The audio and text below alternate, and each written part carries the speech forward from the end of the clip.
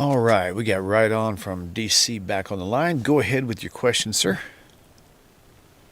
Hello, Rabbi. We talked before about possible contradictions between Jesus and the commandments given to us by Moses. And when I'm reading through the Bible 31, 32 years ago for my first time, I get to Deuteronomy 23:1, which says, if a man is wounded in the stones or has his privy member cut off, he shall not enter the congregation of the Lord. And I get to the book of Matthew, where Jesus is giving on his Sermon on the Mount, and he's going through a whole list of commandments that he is basically showing either a lack of knowledge of Deuteronomy 22 and 23, or he is unclear. He doesn't know this, or he is contradicting what Moses has said on divorce. Could you give me an example? All right, okay, that's important. So you mean the adultery thing?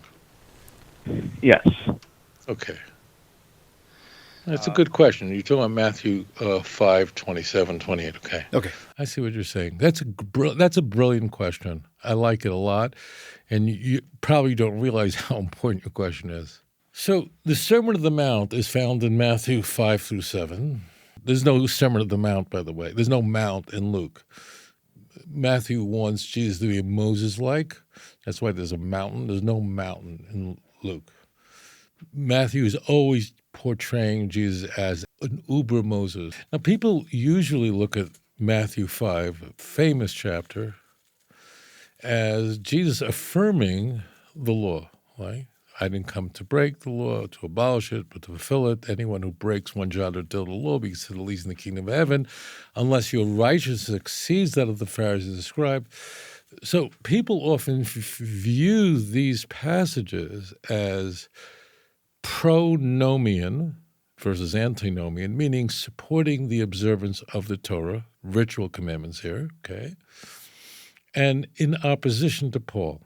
Okay, that's typically how this is viewed. And in fact, people who think that you don't, Christians who say you don't have to keep ritual commandments anymore, really have to turn themselves into a pretzel to rewrite Matthew 5, 17, 18, 19, 20, 21. Okay? This is all pretty straightforward. But it's interesting that what's happening in Matthew is he is essentially amping up a commandment in order to make it impossible to keep, falling in line with Pauline theology. And this is what people miss. The literary method that Jesus is employing here is that, look, this is what you heard from Moses, but I'm saying something new to you, okay? This is very important. When I tell you that Matthew is seeking to portray Jesus as an uber Moses, I'm not just throwing that out. That's why there's so much stuff going on, including Jesus having to go down to Egypt, just like the Jews, and Moses come out of Egypt, all that stuff, okay? So that's a motif. That's an M source. That's a motif that's very unique to Matthew. Okay, that's why there's no mountain in Luke. So I want to just look at Matthew 5, 27. So what Jesus is saying here is, you've heard it said that you shall not commit adultery. So that's pretty clear, because that's in the 10 Commandments. It's Exodus chapter 20, verse 14 or there, right? But I tell you that anyone who looks at a woman lustfully has already committed adultery with her in his heart. Jesus, or the author, is conceding that Moses doesn't say that, but Jesus is going beyond that. Now, this is precisely the opposite of the Jewish faith. In the Jewish faith, if a married woman is somewhere far away from home, and she sees a fellow who's a very handsome fellow. Her husband is far away in Florida while she's in Las Vegas at a convention. But I know Hashem says it's forbidden, and therefore I won't do it. So in the Jewish faith, that person is much more praiseworthy.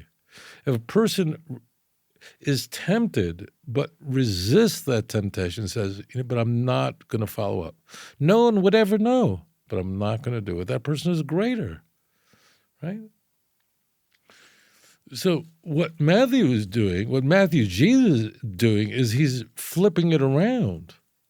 Matthew Jesus says, if you even feel a desire, then you've already committed adultery in your heart. What? Well, that means we're finished. Like, no one could pass that unless you're a stone. You understand? See, we could have conversations about, well, this contradicts that, but this is really pretty tight. Because what essentially, if that's the case, if I want to eat bacon, but I don't because God said it's forbidden, so I've already sinned in my heart. No, that's even more praiseworthy. When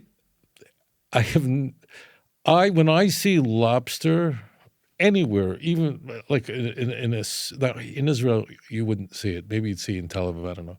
But in the United States, you see people lobster, whatever they have in those tanks. It's disgusting to me. I don't think I'm going to be rewarded after I'm 120 for resisting the temptation of lobster because it looks disgusting to me. I'll tell you a crazy story. Years and years ago, I was sitting down with a Jew who was in the Messianic movement. And late at night, when he realized that Christianity wasn't the true religion, he realized it was a mistake to be a Messianic Jew. He said to me, Rabbi, I have a problem. I'm attracted to other men. So I told him, I'm very jealous of you. What a great reward you have, that you feel a same-sex attraction and you're able to resist that.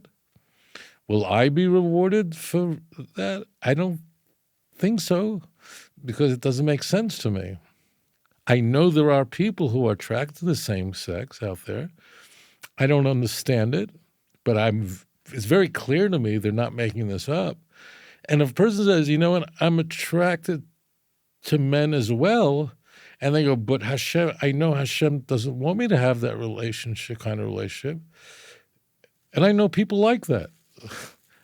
And I'm going to be loyal to my wife. Wow, you know what your reward will be? You know how praiseworthy you'll be? Now, I just know what somebody's thinking. I know what some of you are thinking, but isn't there a commandment that is a thought crime in the Ten Commandments? It's the 10th commandment to not covet, right? So that's a little different. There, the case is you should not covet your neighbor's home, his wife, his ox. You know, it's not lust. And that's very important.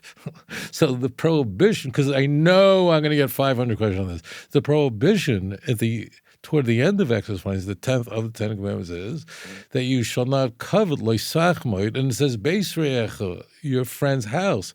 It's not talking about lust there. It means what you're doing is you're saying, it's not, I want to have my friend who I grew up with, he has such a nice house and such a nice neighborhood in Jerusalem. You know what? I'm going to work hard too, and I'm going to have a nice house too. You understand? There's nothing wrong with that. Look at my friend. My friend, he worked hard. He married a terrific girl, and she's a wonderful wife, and she's a fabulous mother. I also have to work diligently so I could find a wonderful wife and a terrific friend and a fantastic mother. That's not what the prohibition loisachmoid is not that. The prohibition loisachmoid is I want my friend's house. I want his house. I want his wife. I want his ox. I want his donkey. That's usher. Okay, so be very, very careful.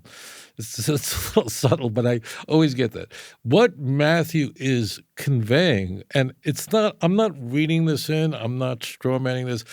Literally, we are told Jesus says this. Did he really say this? Let's just presume that he did, okay? What he's saying then is then you might as well go home. And what he's saying is essentially the Romans 3. He's saying that you can't save yourself. If the prohibition is that you can't follow through on your desire, that's fine, But if he's saying that even having the desire is if you did it, so then everybody is condemned, which is very, very Pauline. And that's what's really happening there. this happens in the Christian Bible. In the Sermon on the Mount, that happens in a more subtle way. You got to watch for it. But that's what's emerging there. It's like, oh, then we're all. And then, the other part, I just need to go to this corollary. This is going to sound weird in the beginning, but I want you to I don't think I've ever mentioned this on there. What's the big deal that you didn't sin if you were born to a virgin, you're the son of God? Like, so what? The whole thing doesn't make sense. I mean, if Jesus is the son of God, I mean, he's God in some way, born to a virgin, and he's God, so he can't sin, then big deal. Look, if I were the son of God, born to a virgin, and I was a God, I also wouldn't sin. What makes people great is that they are tempted and resist that temptation. That's what makes the great people great, is that they're not born of virgins. So what? That's why the whole thing that you find only in Synoptic Gospels of Jesus being tempted in the wilderness for 40 days by the devil is a complete sham. You can ask any Christian, could Jesus in fact sin? And a Christian would have to go, no, then the whole story doesn't make sense. Virtue is only possible when you really can choose one or the other. And God says, before I place life and death, good, evil, choose life, Deuteronomy 30, verse 15. So that's what I'm encouraging you to do, is to look a little deeper there. And you can see why Christianity is so attractive to people, because there are many people who feel like there's nothing I can do. I'm hopeless. I'm lost. I'm a sinner. And today is Sunday. This is what's being preached in churches all over the world. More than 1 billion people are getting this message as I'm speaking. So this fits perfectly with the low self-esteem person who says, I'm really a mess and there's nothing I can do. No, you can do it. Don't listen to that. If you feel that sense of temptation, you're able to resist the temptation, you're a greater person. Anyways, thank you for your thoughtful question.